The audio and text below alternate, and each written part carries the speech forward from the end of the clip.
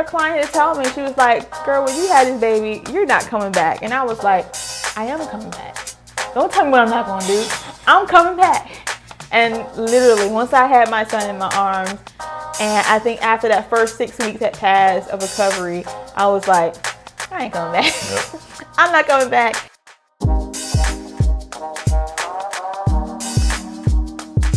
Just as of recent, you discovered how my mind works. Like, yep. The longer we're married, the more things are revealed. Mm-hmm. And because I would do things or wouldn't do things that would offend you, and you just didn't get it. And vice versa, but you just didn't get it. But then we discovered something, and maybe down the line we'll talk about what that was.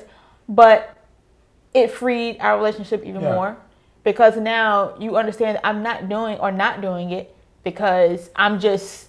Well, I have a really, really natural affinity to being a servant. Yes, you do. And so, you'll ask me to do something, even if I'm tired or about that. Usually, sometimes I'll say no, but usually I'll be like, I'll get up and do Jalen is definitely a yes guy, and not in a bad way, but he's definitely a yes guy. He's dependable. Yeah. He won't say no. He will go to the nth degree to make something happen, even if it's literally impossible. Yeah. He gonna make it possible. Yep. And I've always been like that. And actually, being married to you has taught me to learn how to say no. Because I say no real quick. And that bothered me about you, because I felt like my saying yes was a good servant's heart, and everybody in the world should be more like me. Yeah. And typically, that's how we approach marriage. I feel like everybody should be more like me. And since you said no a lot more, I felt like, well, you don't have a servant's heart. You're lazy, or you're selfish. You're self-centered. And so when you wouldn't do things for me that I would ask, and you'll be honest, you'd be like, I just don't feel like it right now. I'm not going to do that. It would bother me, because I would say, if the roles were reversed, I would do it. And something you would say that would set me off would be, I'm not you. But it was true. And I had to learn that, one, I can't get mad with one thing. There's a lot that you do for me. There's a lot you do to serve me and to serve this household, and take care of our son, and to keep this house running. You do a whole lot. But it's easy for that to get clouded over when I'm thinking about the one thing that I want you to do that you won't do right then and there. But I learned from you, and I learned to come to appreciate your honesty because it's no good if you go do it with the bad heart. When you're not a cheerful giver, God's not interested in that. Exactly. And so I would do things and not really want you, but felt like I would get some reward for doing it, but it wasn't honest. It wasn't genuine. And so I learned, if I really don't have the heart to do this, I don't want to do this, and I need to just say no. Mm-hmm. And I learned that from you, and we've learned from each other. You've probably become even more of a servant, and I've learned to just say no to certain things. But I had to learn that about you, not be offended at you, because it's real easy to think that we're better than somebody else. And that was the problem with the brother of the prodigal son. Yep. He thought he deserved more because he was there, and he didn't like the fact that his brother, when he came back, got treated equal to him, even though I stayed here with you the entire time. And that's why we got to work together. Yeah. That's why we're stronger together, because if you can call it a deficiency, because I'm kind of learning some new stuff, but how I am built and wired is how God built and wired me, so I can do what he called me to do a very specific way. Yeah. And how God built and wired you is so that you could do something a very specific way. He put us together so we can be even more dynamic, and where I am weak, you are strong, and vice versa. And we got to really understand that and stop trying to make clones of ourselves. Yes. And we perceive people through the eyes of what I would do. If I was in their shoes, this is what I would do. No, you wouldn't. Because you're not them. You can't be them. You don't know the conversations they have on their head. You don't know the pressures they're dealing with. You don't know. It's even like we're sitting here in these chairs right now, and y'all can't see our house, our studio room. But from where I'm sitting, I have a whole different view of the room. Yeah. And where you're sitting, you got a whole different view of the room. No, we're sitting in the same room, okay? But we're seeing it from different angles. Yep. And we're going to perceive it differently. Yep. So I'm like, don't you see that over there? Can't you see this the problem? You should be attending to this. And you're like, no, it's because it's behind me. I can't see what you see. And so I would judge you and say, you don't care. Yeah. You're this, you're that, and why are you not attending to this, whatever. But I'm sitting from a different perspective and view. I can't see it the way you see it. But the beautiful thing is, when you understand the geometry of complementing each other, which is what a lot of marriage and relationships and church relationships are, is instead of me getting angry that you don't see what I do, or see what I see and handle what I'm trying to handle. You see what you see, and you handle what you're trying to handle. Yeah. And the thing is, I may never know what all you're contributing. Like, I'm at work, and I know exactly what I contribute, how hard my job is or isn't, and what I'm bringing to the household. But I will never truly know what you bring to the household. There's an element of trust. Now, I can see the results of it, but every ounce of every day, I don't see it. And vice versa, you Yeah. know? Because I sometimes am like, well, you're at work all day, and I'm here with JJ, and, you know, but you have stresses and burdens at work that I don't have to deal with. Yep. And good, because if I had to deal with it, I would be like on the ground. So instead of us trying to do each other's job, Yep. understand he's doing his job, she's doing her job, and that's why everything doesn't fall apart, because we're doing our jobs. Yeah. And so we need to do that in marriage, we do that in church, we do that in the workplace. And it's like, well, what if you're dealing with somebody who really ain't doing what they're supposed to be doing? Again, that's your perspective. And it's not a whole lot that's a whole other lesson in and of itself. But for you, what's important is don't get offended. Yeah. Guard your heart from that offense, because that's very destructive. And so getting kind of back to, I guess, the main topic, our lives changed. And so for me, when it came to the church, I had to reground and I had to get calm and wait a bit. A lot of times, and this happens in marriage, you don't feel the same feelings for your spouse you used to. So you feel like we fell out of love. Maybe I need to look somewhere else. Maybe we need to get divorced. This marriage is over. And it's like, no, wait a bit. This is all assuming you're in the word. You're doing all the right principles we teach on a regular basis. But wait a bit. And ask God specifically to reveal the vision to you again. And I had to do that with our church. And God began to do it. And he's still doing it to some degree. But it fixed my heart. And now I'm in a much more stable place about how I see my pastors as they are now, who they are now, how I see my fellow congregation, how I see the ministry. And God is rebuilding something in me so that now I won't be so easily shaken if there's ever a quote unquote crisis again or something were to happen. I know where I stand and who I am. I think the one thing that I learned in the last 7 months is that things change. Yeah. Things change, and they're going to change. The longer we live, we're getting closer to death's door. I mean, you know, we all going to die. And then if you're in Christ, you will live forever. But in the way we live now in these bodies, they will expire. Our children will grow up. They won't be the same. I see my son growing every single day, and I'm almost sad. And I look at him, I'm happy to see him grow, but he's not my little baby anymore. And learning how to let go. And maybe that's the reason why I had JJ at the time we did, because I am learning how to let go and grow. Because you cannot, I can't let my son continue to be a baby. I'm stifling his development. And that's what we do when we refuse to develop, when we refuse to move when God says move, to do what God tells us to do, because we stop growing and stop developing, and we're going to die prematurely, and we're going to die not being fulfilled or not fulfilling the call in our lives. And since our father passed, I have a new mission to live my life full to what God has called it to be. And I am so free now. I mean, I can't even put in words right now how free I am. And the vision is roaring on the inside of me again. The passion for the vision that God put in me is returning. And he took care of me this whole time. Like I'm seeing his hand in my life, but I had to stop. I literally had to stop doing life my way. And I didn't realize how much extra stuff I had added on. I used this example the other day. You know, we get into life, we start life with God in a vehicle, and I'm driving a sedan, you know, and along the way, I get distracted and I see stuff. Oh, let's stop here. Let's do this. Let's stop here and do that. Let's talk to this person. Let's do that. Let's do this. Let's buy this. And my car is getting full of purchases and things that I'm adding on that my car wasn't designed to handle. I don't have an SUV. I don't have a truck. I don't have the space for this stuff. And I'm still trying to get to God's destination, but then I take a left instead of a right, and I miss my turn. And sometimes we can be on the GPS of rerouting. Like what should have taken 15 minutes is now taking an hour because I keep taking these detours. And I took a lot of detours to get where I am right now. But again, his grace and his mercy, I'm here, and now I'm about to be relaunched, and much freer. There's something you said that is so simple, but it hit me like a freight train. You said it, and it's that things change. Yeah. And it just hit me in a certain way, but that's inevitable. It's inevitable. Things always Always change. change. And they're always changing. And using our son as an example, every day he wakes up, he's a little bit different. Yep. And sometimes it's hard to tell because day to day, he doesn't change in appearance too much. Mm-hmm. But as you start dealing with him, the thing that used to make him laugh doesn't make him laugh anymore. The thing that used to make him cry doesn't make him cry anymore. The food he used to like, he doesn't like anymore. He likes this toy now. And you've got to stay on top of it because he's changing every day. He is a growing person. His brain is changing. His spirit is changing. He is changing every single day. And that's how our life is. But we get so used to the consistency of things staying the same that when it's time for your business to change, you want to hold on to it. Yeah. And you don't want it to go. And so our lives have changed. Our marriage has changed.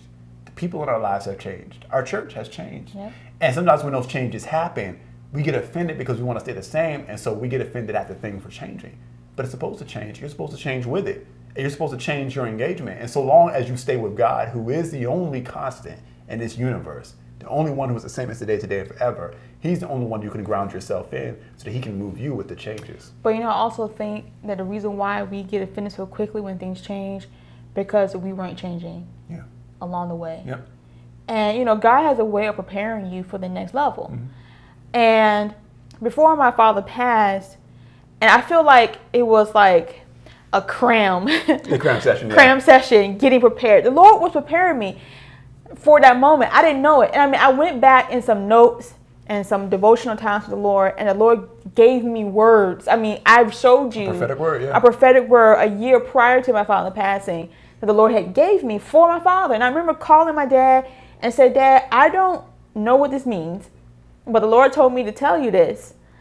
And I found that a few weeks ago, and I was like, oh my God, the Lord was preparing me. I don't know what my father saw. I don't know what he knew. I don't know the conversations he had with the Lord prior to his passing. But the Lord was preparing me. But, again, getting distracted, we don't put two and two together, so we don't always see it.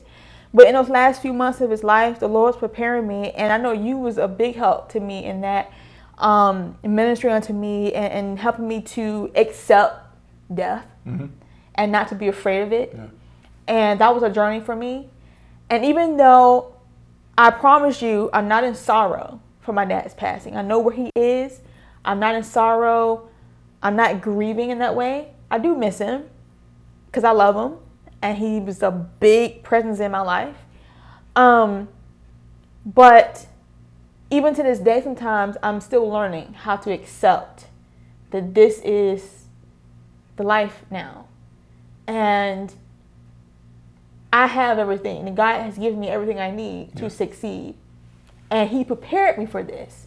Now, whether or not I accepted that training or whether or not I put in the time to learn, God gave me what I needed for this moment, for this time, so I can move forward because the mission still has to get done. And when you look at your life as temporary, as there's an end point. Yep, you may not know when that end point is. Depending on relationship with God, I believe as you get closer, you can know when it's coming. But anything that you do, anything that you start, there's an end point to whatever that assignment is. Whether that be your death, whether that be you pass on to somebody else through legacy, or whether that be Jesus coming back and taking us, there's an end point to all of this. So don't get so attached to it. Don't get so attached to it. And also don't waste time, because the other thing that you mentioned was your new mission is to take, I don't know how you worded it, but basically taking advantage of your life and not wasting a moment. And that's something we've done. We decided, hey, there's a vacation you want to take, let's plan to take it. If we want to get in shape, let's go ahead and get in shape. If we want to eat right, let's whatever it is we know we want to do, let's stop putting it off till one day when we have the time, we have the money. Let's find out what we can do to do it now. And if we don't have the resources, let's figure out what we need to change about our life so that we can have the resources to receive that from God. Whatever it is, we just need to take advantage of the time we have, because we don't know how much time we got left. And that's just the problem with getting comfortable. Yeah. You should never be comfortable. It's one thing to be content. I'm not talking about unrest and not have peace in your life. But being comfortable to the point where you're not growing anymore. You can go to the gym and, you can work out, but you can get to a point where your muscles are not growing anymore because you're not putting any pressure. With our trainers, every time we go, they're putting more pressure on us because if you stay in that one position, your muscles will stop growing. And you think, well, if I don't add more weight and stay here, I will maintain what I've already built. No, just the opposite. They would actually use it or lose it. They would actually begin to regress. Oh yeah. So you got to keep adding pressure. You got to keep pushing harder weight so you can grow, maintain, and grow. And so that's where we are right now. We're maintaining, we're growing. And I mean, I keep saying this. I want people to understand that we are in a good place now. Yeah. And we're getting better each and every day. And it's been a growth process. Rapid development is kind of our thing. The past 7 months have been just rapid development. For me, it's just been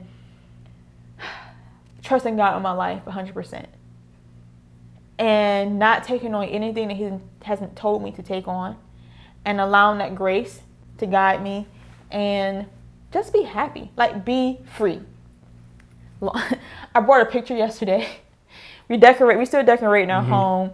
We haven't been here quite a year yet. And so I'm discovering my style. And I realized that a lot of things I have done over my course of my life, I've done it out of obligation to other people or things, or somebody else may not like that. But I'm like, this is my house. I'm going to be free to decorate and to be who I am. And I'm still learning my creative style. So I brought this really like bold picture, and I'm like, I was almost scared to bring it home. I was like, I have one person in mind that's like, when they come to my house, they're going to say something about this picture. But I'm like, it's my house. I'm going to stop being afraid to try. And if I don't like it, when I put it in my house, I can take it back. I mean, I haven't lost anything. Stop being afraid to try. And that's another thing. Stop being afraid to try. You won't know until you actually do it. And that's where I'm at right now. It's like, just try it. Pursue. Go after. Go hard or go home. Like, just go. Because we don't have all the time in the world to get it done. You do not. You really don't. And that's a good place to end it right there. You don't have all the time in the world. So, yeah, that was a good discussion. I'm glad we did this. It's good. It's helpful to me even just to talk it out. We have a lot of conversations, you and I, and that was kind of one of the presses of doing this podcast is conversations we have need to let other people hear it. Got a lot of great relation that comes out of it. People need to hear it. So a lot of these are just going to be our conversations that we have dinner table on the couch late at night. So I think it would be a good time to answer one of our Dear Jalen and Cacie questions that we get from a viewer. So all right, here's a good one. This one they want to be anonymous, so we won't put your name, but very good question sent into our website. Dear Jalen and Cacie, hi guys. So I found you on YouTube looking up the topic of Christians and younger men with older women. We get a billion questions like that. But this one I like was a little bit different. They had a question. I know you guys are 11 years apart, but did Cacie, talking to you now, for having children, did you face the idea of time running out for being able to have children? And then on my end, the question to me is, what did I go through for wanting to have children too? This person says they are 37 and would like to have 1 or 2 children, but they're waiting for God's season for whoever God has for them, so they don't seem to be married yet. So I think that's a very good question. A little bit different. So the question was, did I have a concern about time running out? Yeah. Did you? What challenges did you face with that, and did you have that idea in your head about that? Honestly, I'm gonna say no, because even in my 20s, I think, and I have to credit just how I was brought up and raised about faith and stuff like that. I don't think I really thought that I couldn't have children as I got older. And especially after I got past 25 and I realized I wasn't married, I was like, okay, Lord, I'm going to have to accept something different. And I can remember telling people, if I'm 40 having a baby, then that's what I'm going to do. Because if God said I can do it, then that's what I'm going to do. So I don't think that I came in the game afraid of having children at a later stage or wouldn't be able to. However, it doesn't mean that I wasn't challenged with the thought, because as I did get older, you encounter people telling you stuff like, oh, girl, you know, your eggs drying up, you just whatever. And you go to the doctor and they label you as a geriatric pregnancy. It's like, I'm not geriatric in no shape, form, or fashion. And you hear the stats on this and that. And so what I decided to do and what we decided to do was to block all of that with the Word of God. We got the vision from God about our pregnancy, about what we wanted, and we held on to that promise. And we have our son. He's perfectly normal, healthy.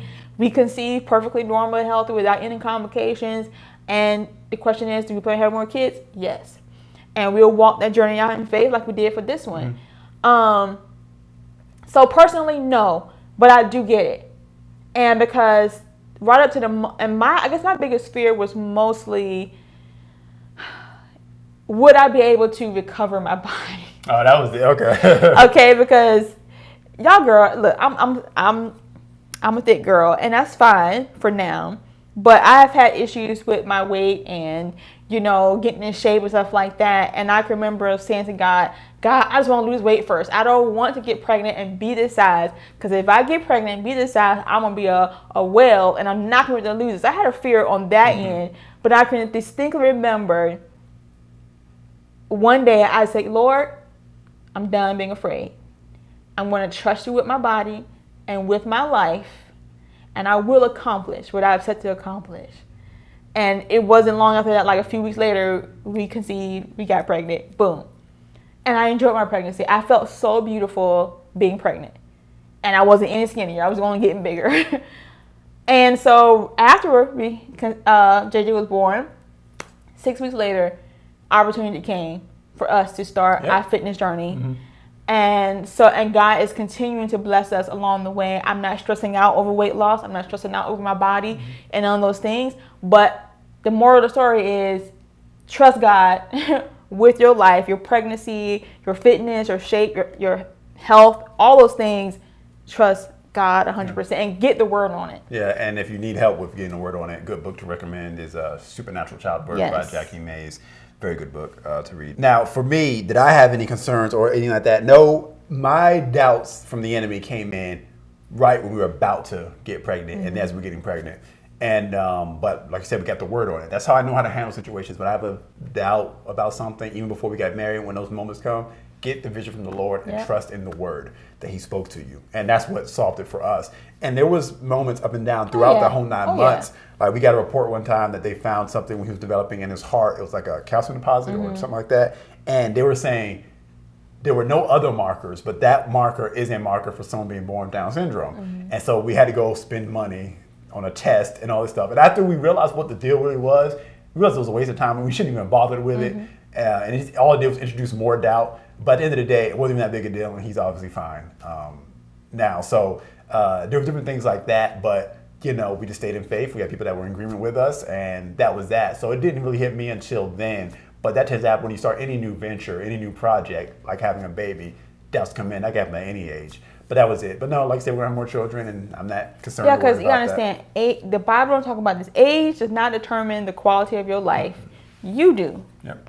You determine the quality of your life by how much you trust God, how much you attend to your life, and you develop and you grow.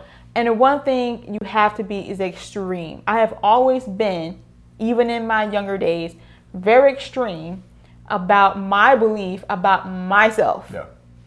Okay? I don't care what you say to me. I believe what I believe. And if God said I can have it, then that's what I'm going to do. And I don't hang around anybody, and I mean it, I don't hang around anybody who has a contrary belief than I do about me. Exactly. So when people start telling me, girl, you're getting too old, or you're going to have these issues, whatever, I cut them off. I mean, nicely. You ain't got to be nasty to people, but that's not me. Even while I was pregnant, you be in the store and, the older mothers and stuff, oh, you're pregnant, oh, how far along are you? Oh, and you say, oh, what you having a boy? Oh, he going to be a handful. Girl, you're going to be late. I had people tell me, oh, you're going to deliver late. The first pregnancies are always late. And I would tell, no, that's not going to be me. I would tell them respectfully, no, that's not me. I don't accept that. So don't accept anything that you don't want for your life. He was late. He was 2 days early. I mean, and he sleeps great. So it's just, you got to be that extreme about your life. Exactly. And that's it. And if you can't do that, that's really going to be a problem for you. But you got to be able to be that extreme. It's your life. Can't have anybody else be at fault for how you turn out. But I praise God. Thank you for sending us that question. Hopefully that answered it for you. And we'll see you guys again soon as we come back to do this podcast sometime in the near future, hopefully. Very good. We're not putting any pressure on ourselves. We're just doing as the Lord leads us. So thank you guys for watching, listening. We'll see you next time. Thank you. Love you guys.